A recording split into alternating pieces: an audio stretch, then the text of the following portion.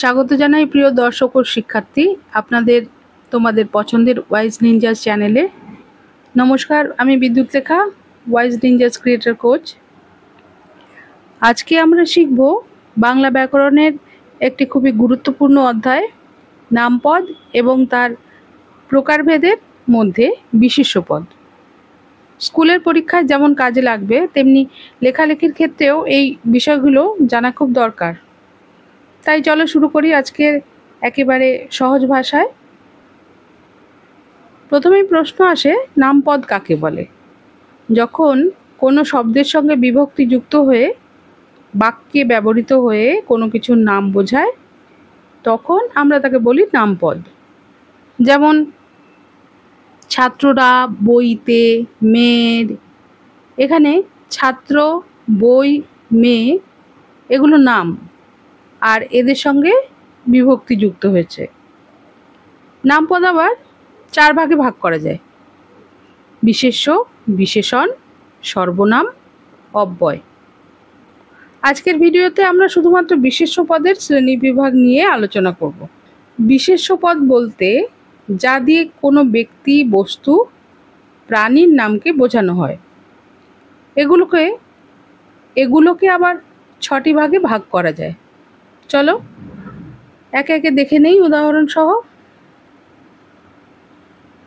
প্রথমে হচ্ছে সংজ্ঞাবাচক বা নামবাচক বিশেষ্য। যে পদের দ্বারা ব্যক্তি, স্থান, নদী, গ্রন্থের নির্দিষ্ট নাম বোঝায় তাকে সংজ্ঞাবাচক বিশেষ্য বলে। যেমন বঙ্কিমচন্দ্র, কলকাতা, গঙ্গা, বাইবেল।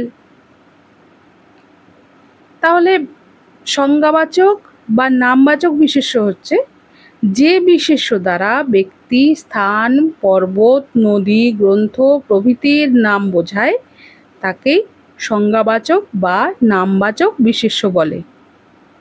যেমন বঙ্কিমচন্দ্র, শরৎচন্দ্র, কলকাতা, মুম্বাই, দিল্লি, গঙ্গা, হিমালয়, বাইবেল, মহাভারত, এই ধরনের নামগুলো। মনে রেখো এগুলো একক ও নির্দিষ্ট নাম। এবারে বস্তুবাচক বিশেষ্য। যে শব্দ দিয়ে জড় বস্তুর নাম বোঝায় তাকে বলে বস্তুবাচক বিশেষ্য। যেমন কাঠ, জল, সোনা, কাগজ, কলম, এই ধরনের।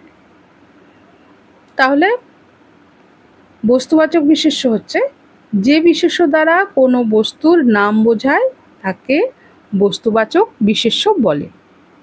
যেমন কাঠ, সোনা, জল, তেল, চিনি, মশলা, কাগজ, কলম। এগুলো হাতে ধরা যায়, চোখে দেখা যায় না।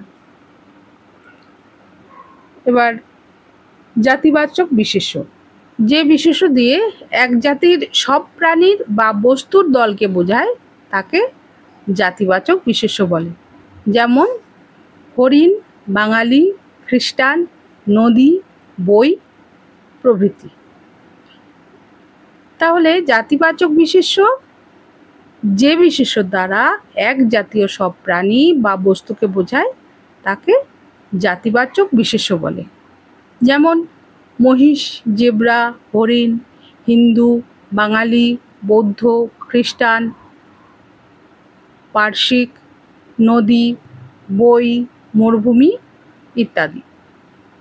এখানে হরিণ মানে শুধু একটাকে নয়, সেই গোত্রের বা পুরো শ্রেণীটিকেই বোঝানো হচ্ছে। এবার সমষ্টিবাচক বিশেষ্য। যে বিশেষ্য পদ দিয়ে কোনো কিছু গোষ্ঠী বা দল বোঝায় তাকে সমষ্টিবাচক বিশেষ্য বলে।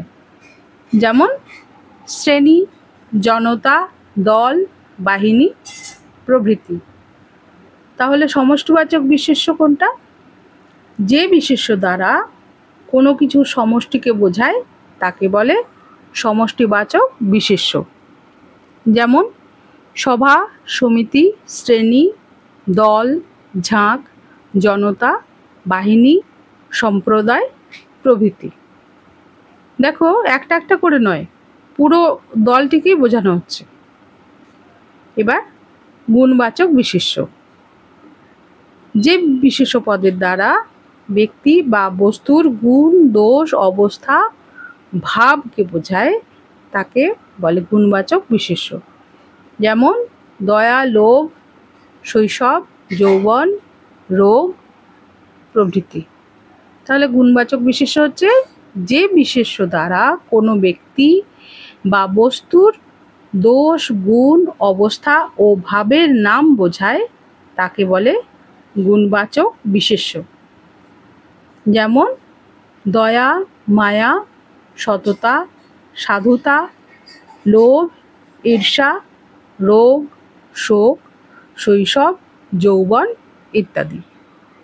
এগুলোকে স্পর্শ করা যায় না, তবে ভাবটা অনুভব করা যায়। তারপর ক্রিয়াবাচক বিশেষ্য, যে বিশেষ্য পদের মাধ্যমে কোনো কাজ বা ক্রিয়ার নাম বোঝায় তাকে বলে ক্রিয়াবাচক বিশেষ্য। যেমন দর্শন, পঠন, গমন, ভোজন, শয়ন প্রভৃতি। তাহলে ক্রিয়াবাচক বিশেষ্য হচ্ছে যে বিশেষ্য দ্বারা কোনো কাজের নাম বোঝায় তাকে বলে ক্রিয়াবাচক বিশেষ্য।